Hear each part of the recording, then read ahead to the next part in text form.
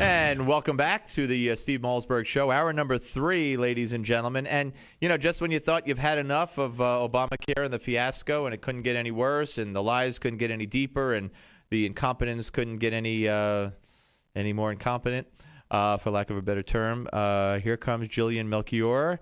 And she, of course, is National Review investigative reporter who joins us once again in the studio. Good to see you. Thank you so much for having me. You're giving up your Halloween afternoon for us. Yeah, I have. Think of all the chocolate bars you won't be getting because you're sitting here.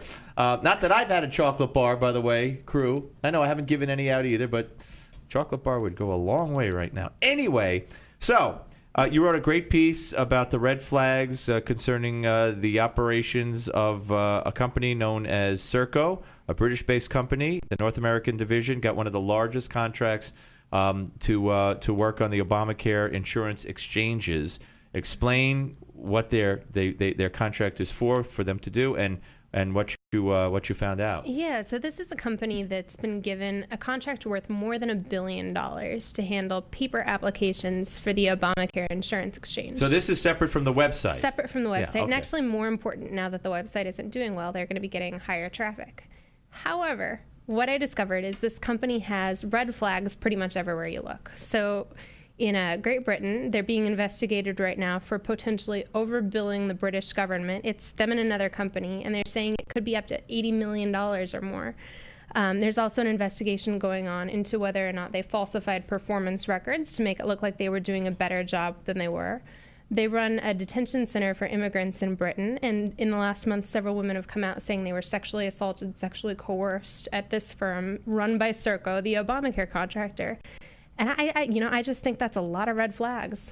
You would think it's a lot of red flags, but when we look at the competency level of the people who are running the Obamacare website that were given these contracts, and Michelle Obama's buddy, the president of one of those companies, nothing should be surprising. But before we digress into that, you talk about how public records, which are available to anybody out there in the media who cares to do a job, show that this Serco, they wanted this contract and they lobbied for it and they entertained and fought hard and got it. Yeah, I think that really is a cynical explanation, but probably a true one for why they ended up getting the contract that they got with the history that they had.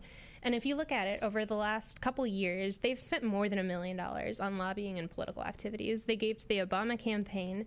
And the other thing that I find really interesting is specifically for lobbying for the Affordable Care Act,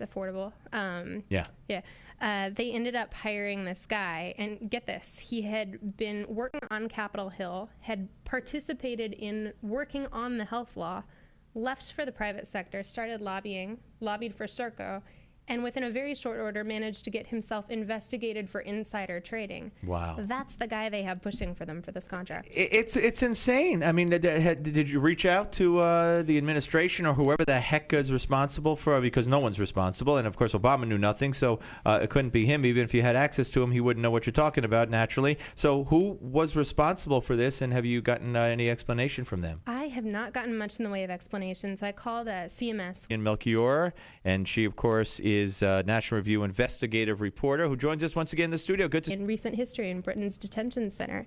And then on top of that, in Australia, where they manage detention centers, within the time that Serco got the contract to do that for the Australian government, if you look at the records, you see that inmates there, detainees there, had been self-harming at a much greater rate. They can't cope with the overcrowding, the bad conditions in there. And Serco is supposed to be submitting reports to the Australian government on its performance. That's part of its contract.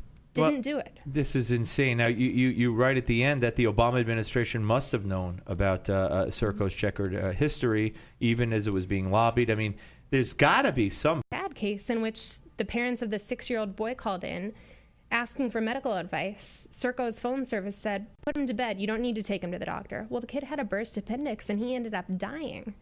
Then on top of that, they did a pathology service for the British National Health System as well. There are 400 incidents in which they had clinical mix-ups, blood and tissue samples. You had people getting the wrong blood. You had a guy get the wrong results for a kidney damage test.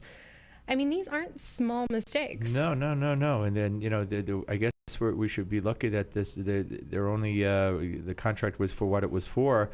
and not to actually open up. Going to be joined by former chair of the House Intelligence Committee, former Congressman Pete Hoekstra will be here.